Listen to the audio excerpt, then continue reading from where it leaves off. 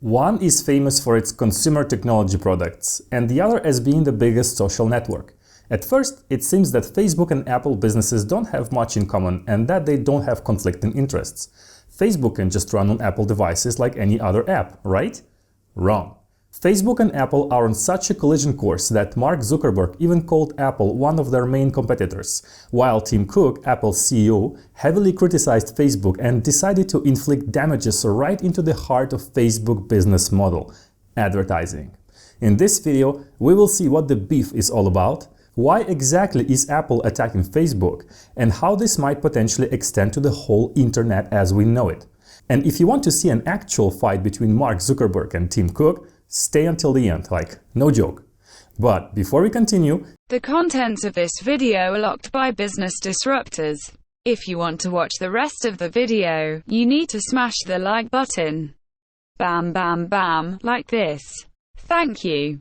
If you watched my previous videos, I talked about how Apple went from a technology company to a design company to a fashion company and now to a privacy company. That's their current strategy, as they correctly identified the global trend where people are more and more conscious about their personal data on the internet. Facebook, as everybody knows, is the antithesis to privacy. Their whole business model is based on exploiting personal users' data to serve them targeted advertising. Of course, all this is managed by algorithms, but people are becoming more and more creeped out by how much data is logged about them all over the internet. This, coupled to the fact that teenagers are leaving Facebook in masses, implies that Facebook's business model is not sustainable in the long run. This is why they develop and pay billions to acquire services that are difficult to switch away from, such as Instagram, WhatsApp, Facebook Marketplace, and others. So they're doing a great job of keeping people using their services, even though most people actually hate the fact of doing so. I go more into details of that in my other popular video called Why Facebook is Dying, although it's a bit outdated now and doesn't factor in the many other things that happened since it was published. So, Apple has decided to give more clarity to people who use their devices by asking them whether they want to opt in or not to data collection whenever they install or update an app. From now on, a pop-up will say something like this: Facebook would like permission to track you across apps and websites owned by other companies. Your data will be used to deliver personalized ads to you. Allow tracking or ask app not to track. And obviously, most people will choose not to. Similar features existed before, but you had to go in the settings and disable tracking from your own initiative. Now, Apple will straightforwardly ask people if they agree or not, which changes everything. Given the hundreds of millions of iPhones in use in the world, this prompt alone will not only have direct consequences on Facebook's revenue, but it will also be a massive educational moment for that many people about their personal data. If they tap on Ask App Not to Track, Facebook will not be able to show its ads or know what they're doing in other apps which serve advertising through Facebook's network. For example, let's say that you open another app that generates all or a certain percentage of its revenues with ads. Here, this ad is shown to me by Facebook in the CCleaner app because it's something I could be interested in. But if I opt out of tracking, Facebook will not know that it is me who is currently using that app, and therefore I won't see ads inside it that were targeted specifically to me by Facebook.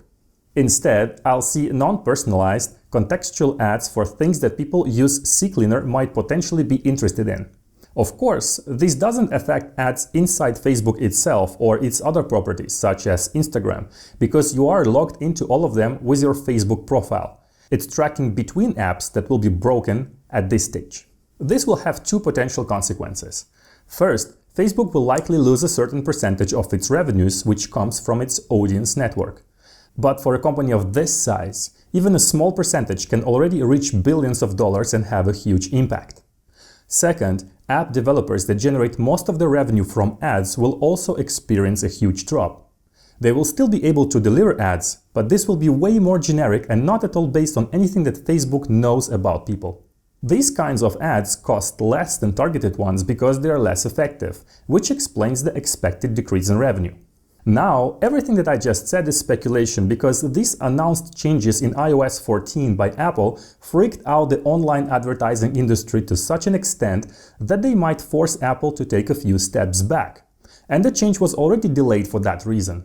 There's a lot of drama going on, and Facebook even bought entire pages in journals such as New York Times, Washington Post, and Wall Street Journal in December 2020 to criticize Apple's decision by explaining how it will hurt small businesses that rely on this kind of advertising.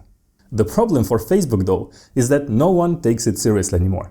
They have such low karma after all the privacy scandals that a publicity like this will likely result in even more support for Apple instead. I mean, what do you expect when you criticize another company because of its stance to protect people's privacy, right? This can only backfire. But concerning small businesses and apps that rely on displaying these ads, Facebook does have a point. And that brings me to another potential consequence of this change. If such apps lose revenue from ads, they will be forced to think about other monetization strategies, such as one-time sales, subscriptions, or microtransactions.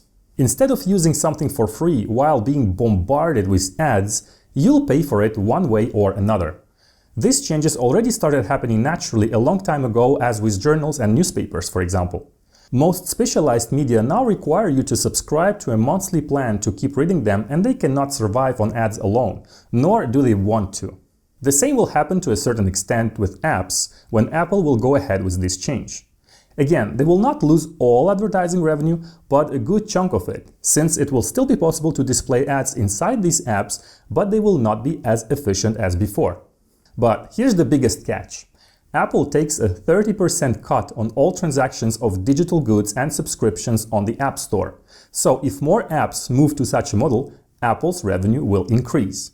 This 30% commission is so extreme that a lot of developers complain about it, with the highest profile case being the war with Epic Games' Fortnite, which purposefully broke Apple's rules and circumvented the App Store fee and therefore was casually banned from iOS altogether. At this point, nobody is backing down and there's a trial pending.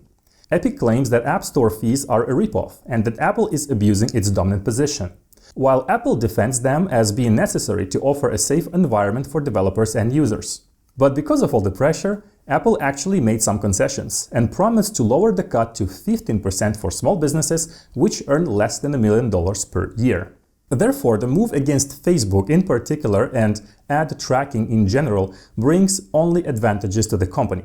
The drama around it and the fact of bashing the most privacy-violating company will position Apple as having the higher moral ground and solidify its image as a privacy-focused company. The change will force more developers to switch to a different business model, which will allow Apple to collect more revenue from commissions. And when Facebook will be accusing Apple of hurting small businesses, Apple will play the 15% commission card as a step towards them. Smart. Facebook, on the other hand, will have to find ways to keep people even longer on its platforms in order to compensate for the loss of revenue. For example, when you watch videos on Facebook and read instant articles, you're staying inside the Facebook world, so Facebook is able to track you with tailored advertising no matter what. Facebook can push that further thanks to Facebook and Instagram direct shopping, making instant games more popular, etc. Because every time you get off Facebook to visit another website or app, the tracking link between both is not controlled by Facebook and can be broken by users or lawmakers. What's interesting is that although everyone is focusing on Facebook, Google will be affected exactly to the same extent. Both Facebook and Google depend on advertising business models and have an incentive to not properly disclose to users how they are making money by tracking their data. Also, Google will inevitably be forced to apply the same approach on Android devices when Apple will set the new standard. Otherwise, if they don't do it, it will give them a bad image. The difference, however, is that Google also collects the same 30% fee on Play Store transactions. That's why they might potentially make up for the loss of that chunk of advertising revenue thanks to an increase in Play Store transactions revenue. Basically, Google is sort of hedged against the negative impacts of this change, while Facebook doesn't have such a backup because it only relies on advertising for 99% of its income. For Apple, this move is probably one of many in its strategy to aggressively educate and protect the personal data of its users. One can expect them to increase the pressure on companies that rely on user data collection for advertising purposes. And as more people will hear stories about how Apple is taking a stance for privacy, they will buy more of Apple products. As simple as that. This brings us to a broader question of the free internet. Everybody is used to absolutely free services, such as email, communication like Skype or WhatsApp, or GPS navigation. But the reality is that all of this has a cost, and it is financed thanks to companies making money in a different way, and very often thanks to advertising. That's the trade-off. We get free stuff, but our data is tracked, so we get to see personalized ads. It is likely that with time and with trends set by Apple and front-running European regulators, we might have more and more control of our data, but the cost of it might be the return to paid services, such as paying for a TomTom GPS before there were free Google Maps. It is also not crazy to imagine paid social media platforms. Let me know in the comments, would you pay to use a messaging service such as WhatsApp or Telegram, watch TikTok videos, or see pictures of your friends on Instagram while being assured that nobody except you has access to your personal data and not seeing any ads anymore, ever?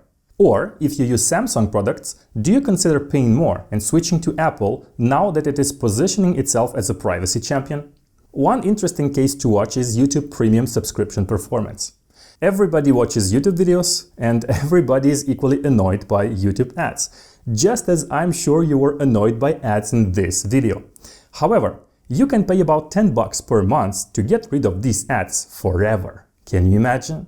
And yet, here people are, complaining about ads and still accepting them because the jump to a paid monthly subscription seems too unnatural. So, let me know what you think about the privacy and advertising trade-off in the comments, and smash the like button to help this video climb YouTube's algorithm. See you soon!